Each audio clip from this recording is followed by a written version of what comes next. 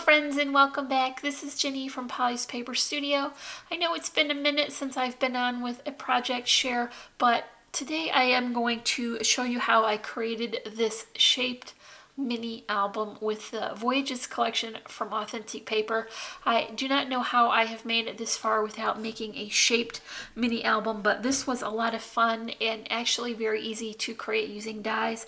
So I know we're all getting used to our new norm, and that meant a little bit of extra time in the craft room, and so I am thinking ahead to summer and all of the fun things that will happen when we get through this unique time in our lives. And I just hope that we are all enjoying something each day to get us through it. And I say prayers for all of us that we stay safe and healthy. So before I get to rambling, let's just get right into this project. So here is that Authentique collection. This is Voyage.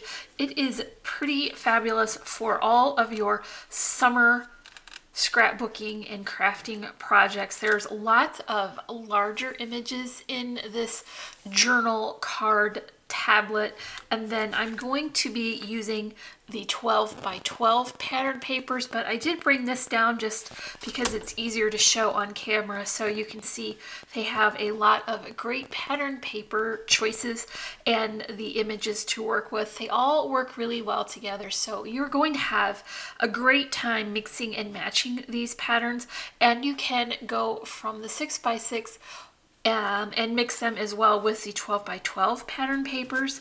And they also had a sticker sheet. I didn't use that today. I have used that in a previous project, but there is a lot of great images there and accents to add to your project. So here is that Voyage collection from Authentique Paper. And here's the die that I'm going to be using.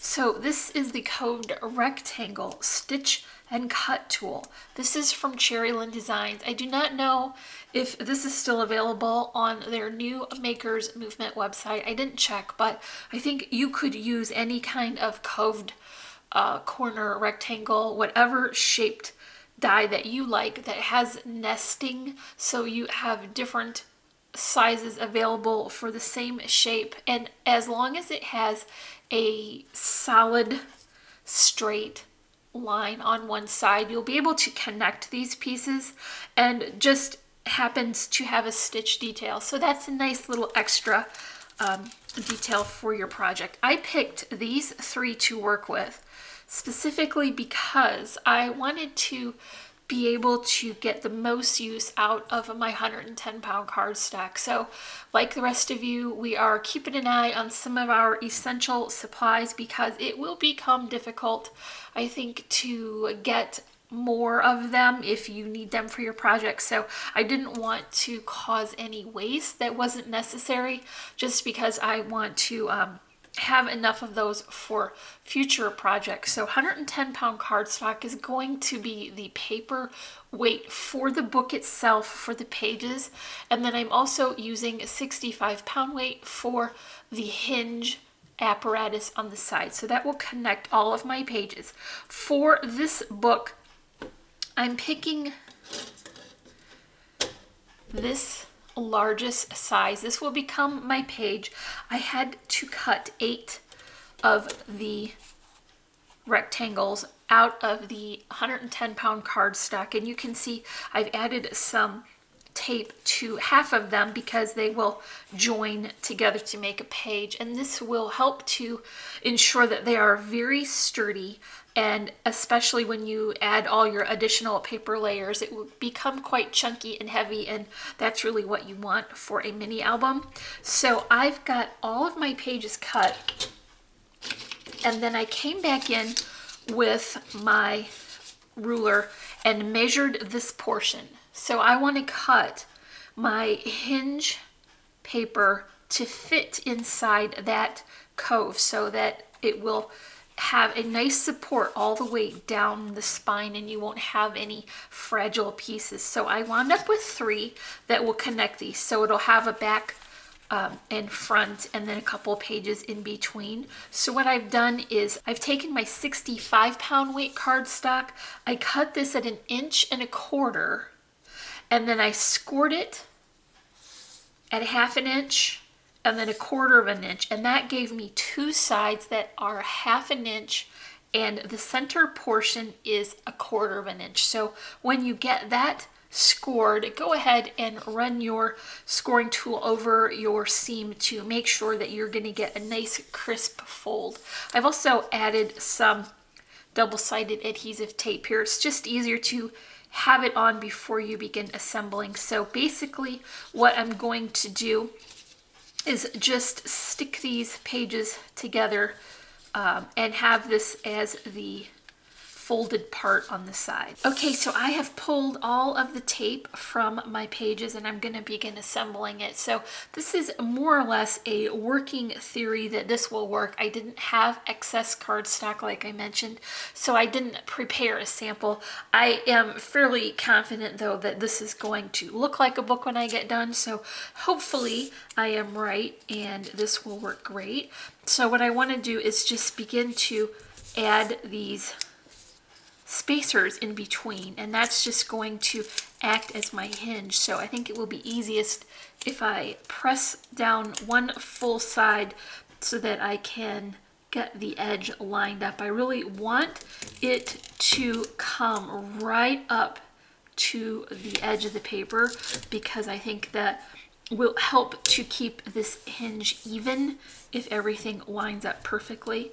And I think that would be great. So now what I want to do is come in and lay an additional piece of tape here on the top to connect that top portion of the page. So I'll just lay this in, and it's pretty easy to line up because of course we cut that with a die. So everything should be exactly the same. I get a lot of use out of this die for little tags and wall hangings as well, so I think that it's definitely worth the investment. It's a large set, but you will definitely be able to get a lot of use out of it. So here is one portion of this attached, and now I see that my pages are going to work just fine. So I will continue to add on these pages until I get the whole book assembled. I think if you have enough supply on hand and wanted to go for a larger die for your page size, that would work really well. Yep, so that is lining up perfectly. It will definitely be sturdy enough to go ahead and use that larger die for your page. Okay, so as happens when you are developing a new plan, you do have to remember all the steps before assembling every little piece. So what I did was I attached the front of that page, but what I should have done first was add the next connecting hinge portion, and that was pretty easy. I just took that back up. I didn't have it pressed down super well, so I was able to remove that last page pretty easily and it didn't cause any damage. So what I want to do is make sure to remember that next time, because each of these hingy parts do have to connect to the following page. Okay, second try at getting that top page portion added in. Like I said, it's kind of a working theory, so I'll just make some adjustments along the way to get it all exactly how I want it. Now I'll remember that the next one has to be added before the page. So let's put that on, putting one side of the page on the flap and connecting the other side to the back. And that will give us a double layer of 110-pound cardstock. That will be a very thick and sturdy page. Okay, finally got all of these layers added on, so you can see we've got a front and back cover. That will give us the opportunity to put 3 2-page layouts inside the book. Now, while I've got this at this stage, what I want to do is cover this back portion. So I'm going to flatten it out a little bit, you see, and then add more double-sided adhesive to the spine. So here's my additional piece of paper. I'm bringing in my score tool now, and what I want to do is just make sure that my first crease is going to have a nice square edge. So it doesn't really matter the measurement on that. I'm just putting in that first crease so that I can line it up with the edge of the book.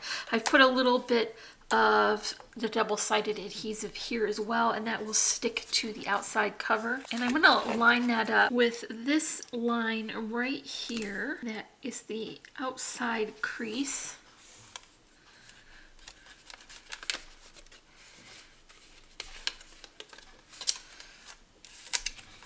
And then I'm going to turn my book over and really press that in because I want that to be a good strong contact. This is just going to add a little bit of extra structural stability.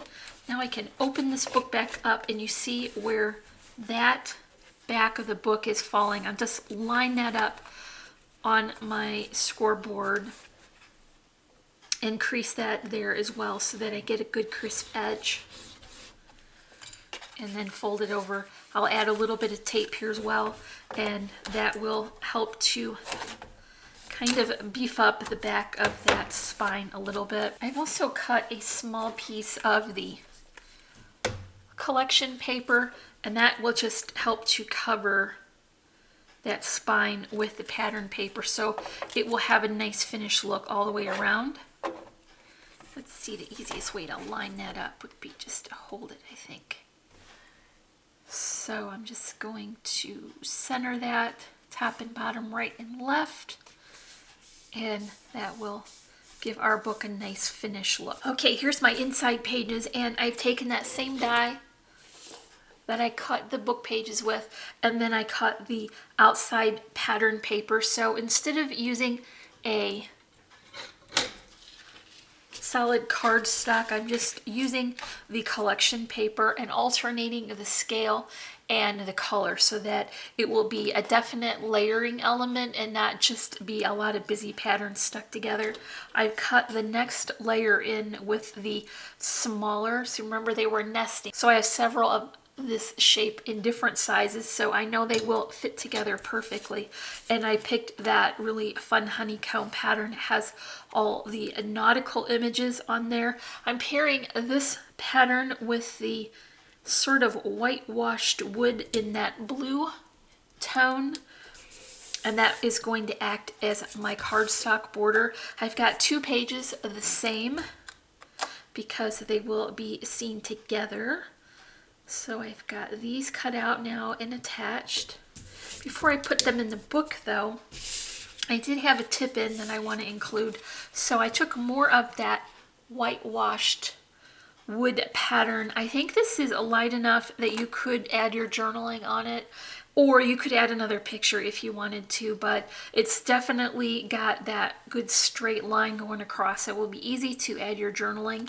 And this is just going on the inside of my tip-in.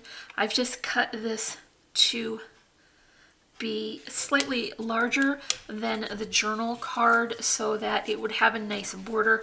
And I picked these journal cards that were my favorite graphic images. I want to remember to which direction these are going in so that I don't get my images upside down.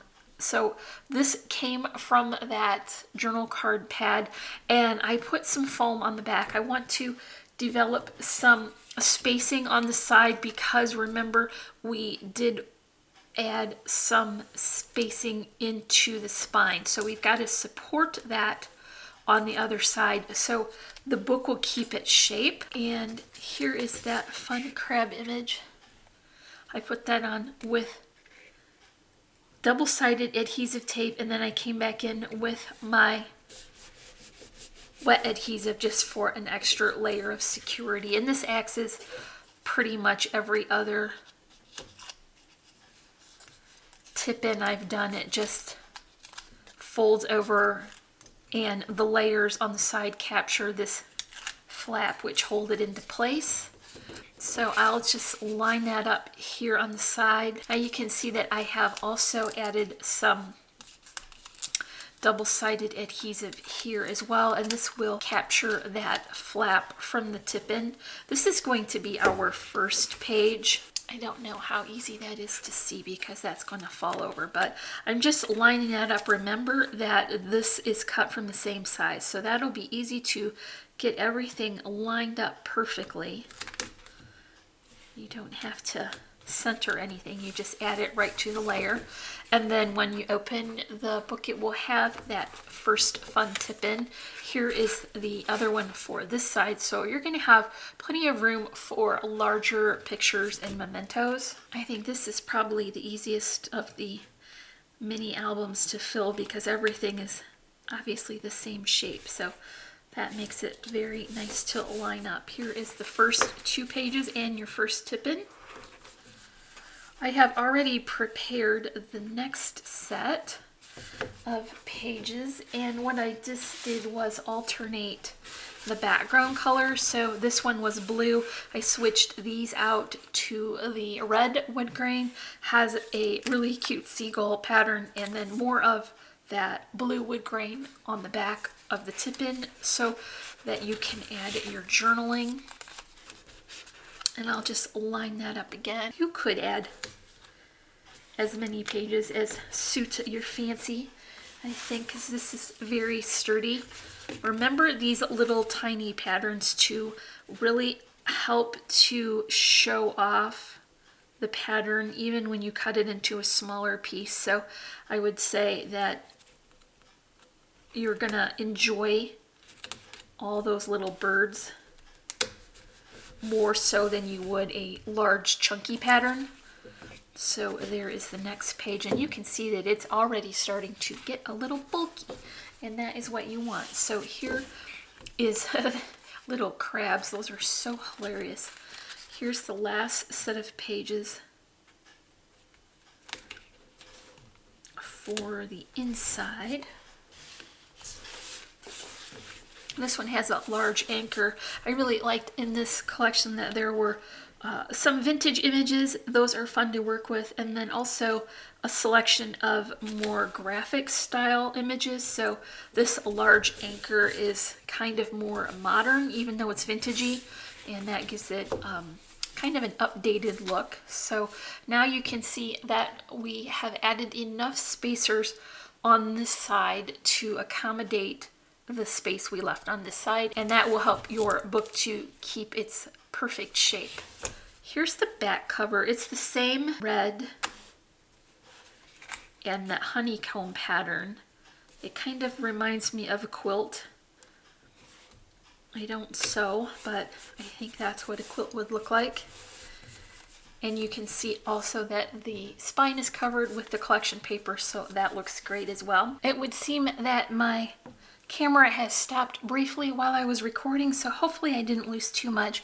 What I'm doing now is I'm adding my trim before I put the front cover on because I want to capture this between the layers to keep it more secure. I'll just tack it into place with a bit of this double-sided tape. This trim is really beautiful. This is the diamond satin ribbon in navy from Really Reasonable Ribbon, and I think it coordinates perfectly with this collection. For my cover, I did want to have a nice white border showing around this first layer of pattern paper, so I cut it from the same size die, and then I went ahead and clipped off all the excess from the outside where that stitch line is, and that is going to give me a nice border. So I went ahead and use a distress tool as well to give the edges a little bit of dimension and interest, and I'm just going to secure that here right inside that stitch line. So you see I get that perfectly nice even white border all the way around, and I've captured that trim between those layers, so now it is going to be a very secure. My next layer is from the 6x6 pattern paper, and that is just from the next size down die.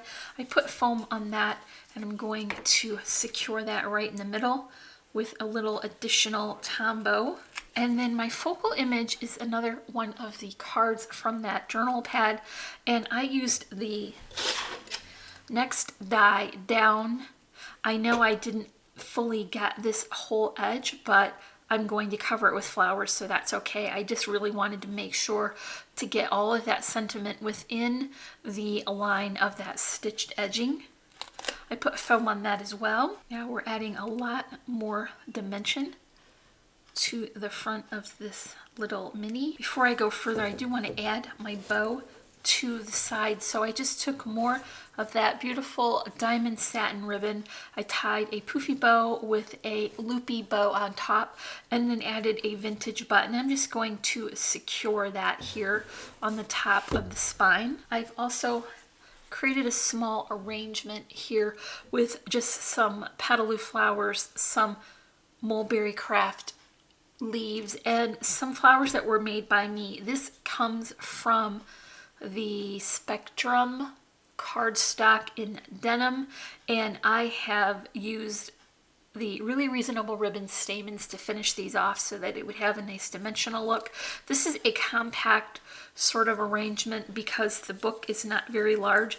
I'm just going to angle that down at the very bottom. It is just skimming the bottom of that page, and that will help to cover that cut edge, and it will give a nice detail and balance to this larger bow on top. Last but not least, I've pulled a couple of these nautical inspired charms from my stash. So I've got a pretty sailboat that matches the one here in the image, and then an anchor with a rope detail around the outside, and these are going to be a nice finishing detail right here on the edge. I'm going to put a touch of hot glue on and lay those strings in it so that I know I've got my measuring correctly. I'll take off the excess now and finish that raw edge with this pretty vintage button. So that is all for our mini album created with the Voyages collection from Authentique Paper. I am sending out hopes and prayers that we all stay safe and healthy during this challenging time. I'm going to drop a link in the description below if you want to check out this collection or the trims from Really Reasonable Ribbon. If you enjoyed this video, make sure you give me a thumbs up and leave me a comment. And if you're not already, I would love for you to subscribe. As always, I'm wishing you a happy and productive day, and I thank you so much for watching. Bye.